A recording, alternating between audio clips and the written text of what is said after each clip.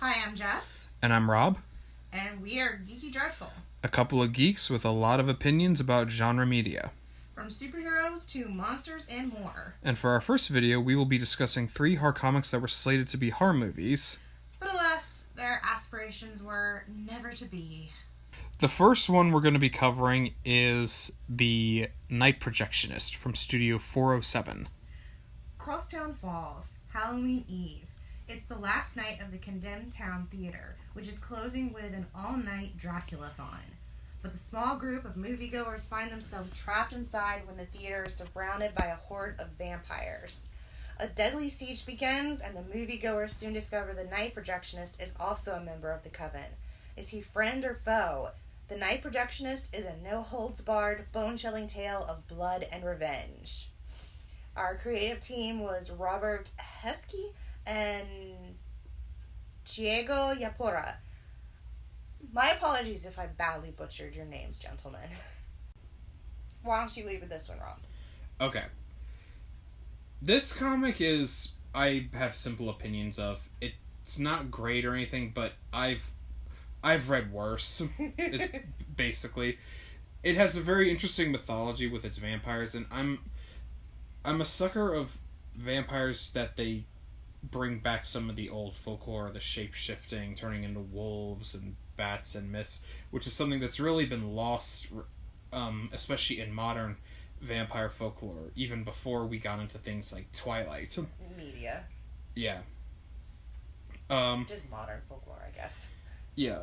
The aesthetic was very much like a late 80s horror movie, just like with the vibe of the town, reminded me of things like Night of the Demons and the Chuck Russell's Blob remake. It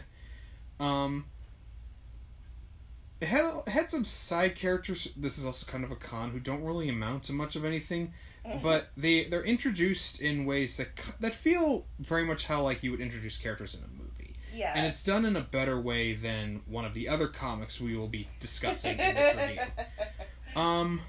Here's my big thing is none of the characters really stand out. Especially with the personality or design. Yeah, personality and design. The main villain has a goatee. That's a con. Well, you're talking about the designs, and I'm like, yeah, we know. Of course, he's evil. He has a goatee. The main vampire, Dragos, is clearly auditioning to be Jackie Estacado. He really is. And it gets cluttered the longer it goes on, and it feels too confined to the movie theater. Because most of the attacking is because they're going after that main vampire, so they're just focusing on the movie theater. And, like, I get not wanting to have them attack the entire town and feel like you're just, like, ripping off 30 Days a Night, or, like, being too inspired by 30 Days a Night. But considering what 30 Days a Night is that really a problem? Such a bad thing. Yeah, exactly. I have slightly stronger opinions about this one. Most of them negative. I thought it was an interesting concept. The art, for the most part, is decent. I can at least see things clearly. The problem is, almost everyone looks the same. A bunch of characters look like each other. All the women look exactly the same. I cannot differentiate any of the female characters. And what was with that ending? I don't even know who those women were at the ending or where the baby comes from. And yeah, because like the main villain was banging one of the main girl's sisters or something. And it's like, dun dun dun! And we're like, what? I just remember being confused by one of the issue covers because it shows Dragos fighting a giant white wolf with horns. There was no white wolf. With horns. Yeah, there were no wolves with horns. So it was a little muddled. It felt like somebody turned a script treatment into a comic book. And it could have used a little bit more developing. It did, I will say, it did read like a comic book version of an 80s vampire monster flick. It did have that feel to it. There's even a couple parts near the end where some of the vampires do things that feel like gags that would have either been in an 80s movie or even Quentin Tarantino, the From Dusk Till Dawn movie. Yeah. Yeah, I definitely get that vibe from it. Another problem was there's no depth to anyone. Especially the main character. Like his wife died, and then she's brought back as a vampire at the very end, and then she dies a panel later, pretty much. And he like shouts about it a little, and then, oh, we're past that now. Doesn't matter. Whatever. And the main character, he's not even the main character until like a third of the way through. They trick you into trying to think that he's going to be the villain. Yes, they do kind of set that up. And then it's like when he's finally introduced, they're still kind of setting that up. And the way it was done, it's like the only reason he would have done those actions is if he was a bad guy. But he's not the bad guy. So why was he acting like that?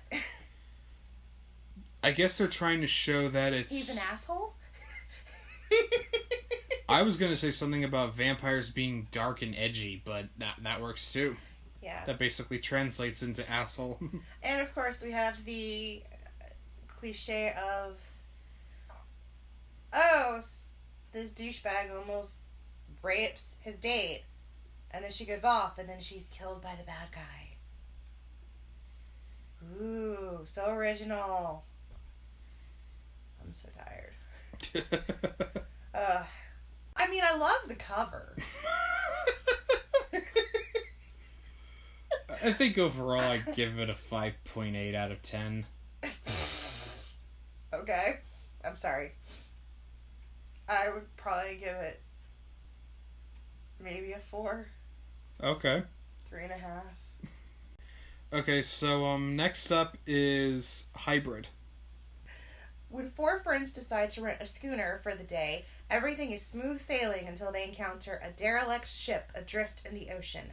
A massive trawler that looks as if it had been dragged from the bottom of the sea. When they spot a frightened little girl waving at them from the bow, they have no choice but to investigate. As they get closer to the ship, they discover that the girl is not alone. Our creative team is, and my apologies because I'm probably going to butcher some of these names, Peter Kwong, Pablo Shurin, and Shipeng Li. This was one that was, it came out in late 2008, and literally like a week and a half after it came out, and a studio, I think it was Sony or the Sci-Fi Channel, grabbed the rights to a movie adaptation. I think it was whoever was involved with Jeepers Creepers. Yeah, and then obviously nothing ever came of it. Yeah, which I'm kind of sad because this one is my favorite of the 3 that we're discussing. Yeah, this one is very much a love letter to a mix of monster movies that you would see in the 80s, but it has the tone of a horror film and like a slasher film of that you would see in the late 90s, early 2000s. Yeah, it's really kind of a mix of 80s slasher movie, Jeepers Creepers, and Dark Castle's Ghost Ship. Yeah. And I realize those all sound not that great, but put together, it actually turns into a pretty decent movie. Or graphic novel. It also has a very good reading pace. It's very breezy. Mm-hmm. The dialogue is mostly good. And the characters are, for the most part, very, very well handled. And thank you for not...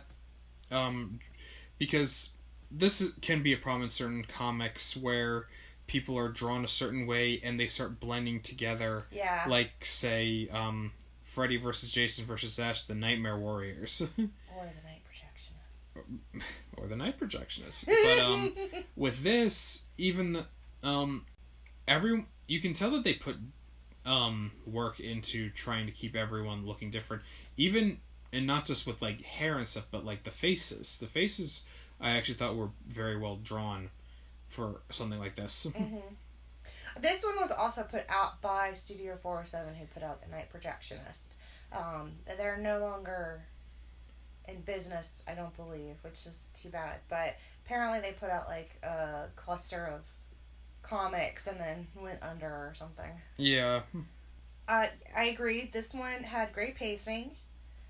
It definitely felt like a late 90s, early 2000s monster movie, slasher movie. Because the creature, it is a creature, but it also, kind of like in Jeepers Creepers, it also does behave like a human. Like a human at times. Like they said, you don't realize it's a monster at first.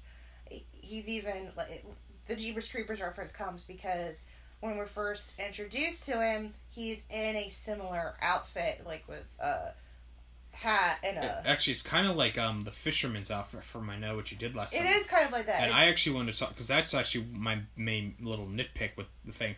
I think they unveiled him a little too early, because he's revealed kind of around the middle way point of issue 2. It's 4 issues into one trade paperback. Yeah. And the way it's done just kind of felt anticlimactic to me, whereas I thought they could have done a pretty good, especially since this is done like a monster movie, because there's that part where Ethan meets the girl who's on the ship, and they're on the ship in one of the rooms down below. Yes. And the little girl is real. The creature keeps her and uses her, and we find out he killed her parents. Yeah. He also has a treasure room that has all, like, jewels and gold and things that he uses to snag divers. But anyway, so Ethan meets the girl, and the monster shows up during that. And I kind of feel like that would have been a better way to reveal him, where he comes down and then just throws the coat off, and you kind of end issue 2 with the revelation that it's a monster. Yeah. Now, you kind of already know because of the promo art that he's a monster, but you know. Yeah. Yeah. For the purpose of the actual narrative. Mm-hmm. And not to mention, when it was coming out in issues, they did not reveal on the cover. No, he's not revealed until... Yeah, I don't think they show him on the cover until issue 3 or 4. Yeah, it's issue 3, I think. Yeah. I really liked the main girl, Brooke. Brooke, yes. And I liked having the dynamic between Ethan and the little girl, and then Brooke and the little girl. And I also really liked the concept of the creature keeping her. And like, there's one time where the creature finds her where she's not supposed to be, and he just drags her off or something. And it was just kind of interesting. It was different. And again, it was interesting because it really did start out of the line of an animal that is very smart and has picked up things throughout the years, or if it's something more. Now that's going to lead into my main quibble with the comic, and that is the very first page. Oh gosh, yeah. There's this, yeah. It starts off like we're on an oil rig or something, and something's leaking, and one of the guys is like, "Oh, isn't that going to be a problem?" And the other guy is all like, "Blah, whatever, blah blah." The ocean's big. And it's kind of hinted at that this is causing a mutation or something. And this is never acknowledged by anyone. No, and then later on, there are these characters that we are introduced to them briefly when the kids are going out with the old grizzled captain, and they run across these supposed environmentalists, activists, photographers, National Geographic or whatever. Come to find out, they're locals and they're pirates. Yeah. Well, so they become secondary antagonists. And the main one talks about the devilfish. The creature that he's been worshipped through all these years. So we really don't know. It's like that. This is kind of implied that he's been around for a really long time, or there's been generations. And it's kind of like you could have taken that first panel out and it would not have any effect whatsoever, except to make it a little less confusing. Yeah, because, like, you have that page, and then suddenly it cuts to this diver who's diving, and he gets snatched by the monster. Yeah, and it's like there's this black ooze that looks like the stuff that's leaking, except the stuff that's leaking, not the stuff that's leaking, the black ooze is this ink, like squid ink that the creature uses. Yep. So it's a very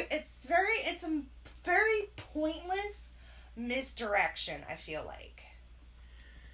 Another quibble I have is that the main characters, it's two couples, two college couples, and you have the main two, Ethan and Brooke, and then their his friend who's like the kind of party animal type, and his girlfriend. A douche.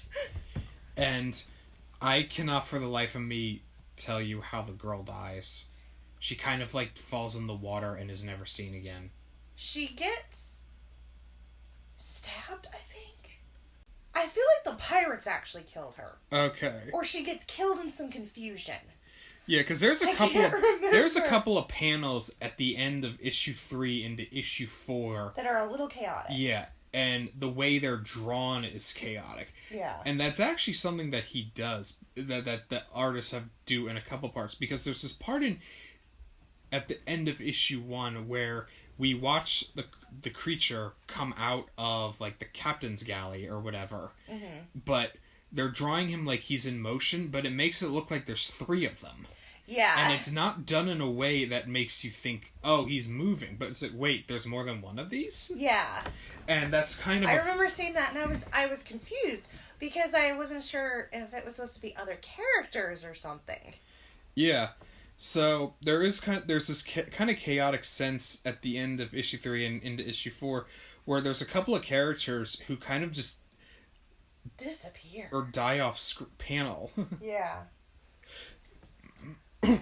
But besides that, overall, it's a very solid horror graphic novel, and if any of these that we are discussing were to be adapted, I would definitely think this would be the easiest and the best.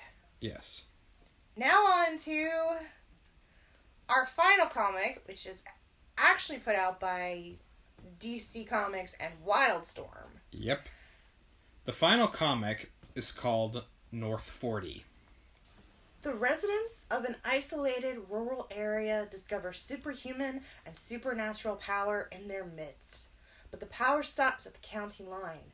Inside the afflicted area, something ancient and malevolent stirs, and new monsters arise.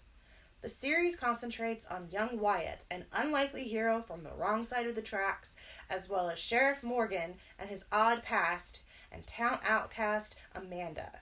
They'll have to combine their efforts to keep the county from imploding or being eaten by mighty Cthulhu. Our creative team was Aaron Williams and Fiona Staples. Okay, first off, I've got to tackle this. Unlikely hero. He's a decent white guy. He's the only decent white guy in this thing. He is the least unlikely person in this comic to be the hero. He is the most obvious hero in this entire town, in this sort of genre. All of your unlikely heroes are this generic, kind-hearted, mostly harmless white boy. Unlikely here from the wrong side of the tracks. Maybe if he had been black or Asian, maybe he's like a Japanese American, or maybe he's a Native American. He might have been unlikely, and you might could get the wrong side of the tracks. No, the reason he's from the wrong side of the tracks is he's from the not racist, not shitty side of town. Sorry. It's okay. Reading that summary was like, what? Also, if you're familiar with this comic but haven't read it, or if you're looking up to see what it looks like, and you see a cover with a dark-haired girl who's gothy and wearing a black dress and has a tentacle or something, and you think, oh, this must be Amanda, that ain't Amanda. Amanda's black. Well, she's technically biracial.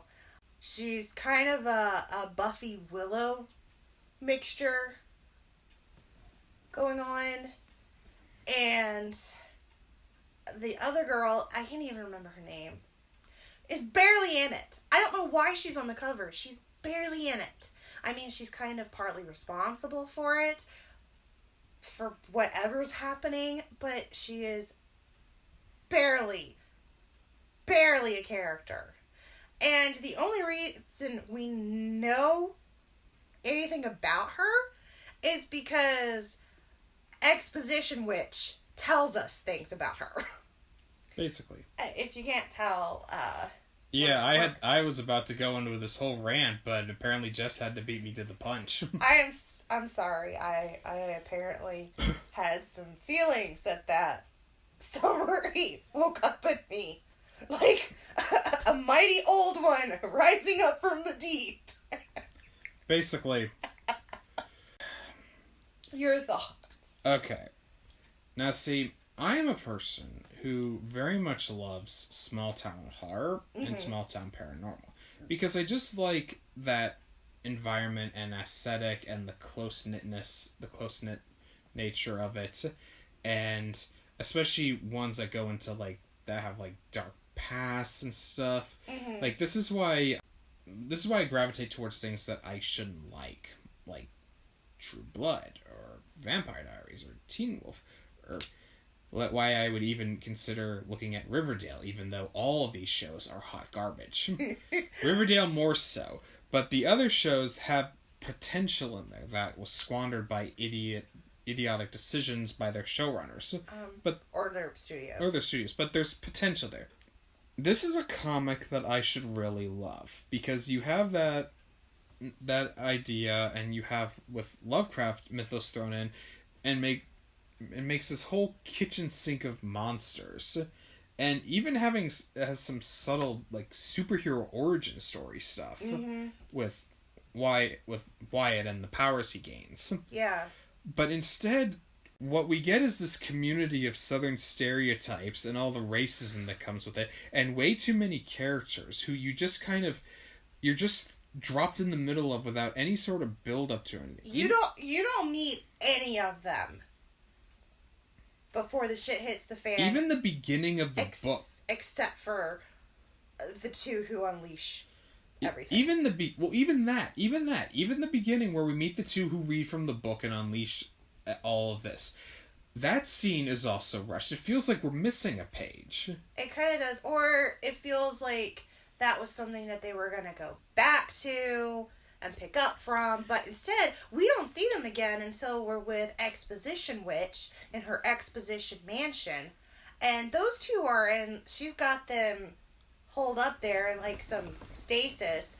Except they're kind of out and about in, like, I guess astral projection form or something? There's also this subplot with a girl who turns into a zombie and is going after her love and makes a bunch of other zombies, and it goes basically nowhere and amounts It goes to prom! It goes to prom, and they kill people, and then that's it. And it serves no real purpose to anything that's going on. Except to go to prom, okay? Zombie prom. Yeah, that's why it's They just want a zombie prom, okay? How are you gonna have this southern town, like, I'm sorry, but obviously they have to have that. They have to put that in there. In this little southern town where, you know, high school is everything for these kids and all this stuff, and you're going to play monsters. You know, how can they resist? Well, I mean, you're a southern gal, so, I mean, does that seem accurate to you? I don't even have my southern accent anymore, so I probably don't know what's accurate. And then, but then, like, the book goes off the rails even more towards the end. Because up until this point, we've just been bouncing back and forth between all these characters who were I can't even remember half of their names or what they look like. And I know is 95% of them want to kill each other, and especially the heroes. And they just kind of get their powers and just kind of roll with it, and the writers kind of expect you to just roll with it with them. I almost felt like it was something where, like, whatever was happening, it was making it so nobody reacted, except for the religious lady, and the people who were unaffected. Yeah. Are like, what the heck? And the people who are affected are just like, oh, sweet. And then you get these weird flashbacks that seem to have implied something like this has happened before. Yeah, the sheriff and Wyatt wind up at the Mansion of Exposition with Exposition Witch and Amanda. And an Exposition Witch is super frustrating because she exposits plenty, but she doesn't explain anything. Nope. You know, and then Cthulhu's, like, stomping around like cranky kaiju, and... There's this stuff at the end that feels like sequel bait. But yeah, guess what? We find out, like, the sheriff has been around since the frickin' Civil War, and he doesn't remember things. And then it's like he's starting to remember things, and he knows Exposition Witch from when she was alive and a local or something, and then it's, like, establishing why this one family doesn't like the sheriff or something, except it's like he doesn't even remember that he's this old, and I'm pretty sure that family doesn't remember that he's immortal. And then we don't even see what happens in those flashbacks. They get to a certain point, and then wait, Cthulhu's waking up, we gotta take care of that first. And then Cthulhu's like knocked out in one page, basically. Yeah. He's dealt with like an afterthought. And then the people who started this shit just ditched town, and they... Were they able to ditch town? I thought they weren't able to. It seemed to imply that someone was able to astral project out of the town. At least that's what I got from one of the panels. No, remember, they were trying... The goth girl was trying to get this one girl who, whatever was affecting, she, for some reason, could leave the town, and if she did, that would mess everything up and break the point being, it made no sense. I didn't understand it, and maybe it's unfair to say I didn't understand it. The point being, it sets up a bunch of sequel bait that never happens, because this didn't get a sequel. Yeah. And, I get that there's going to be stuff that doesn't make sense, and it's just weird for the sake of being weird, and I'm not necessarily against that. It's just that this very much wanted to be cool and hip. You can tell that by a lot of the dialogue with especially Amanda, who, again, nope, she's not the girl on the cover. She's not on the cover for some reason. It's just the problem, we, focus way too much. Oh, and of course, Amanda we're introduced to her when she's running away from some would-be racist rapists. Yeah, they're, actually, I have the book in front of me. No, I don't want to read that dialogue in this.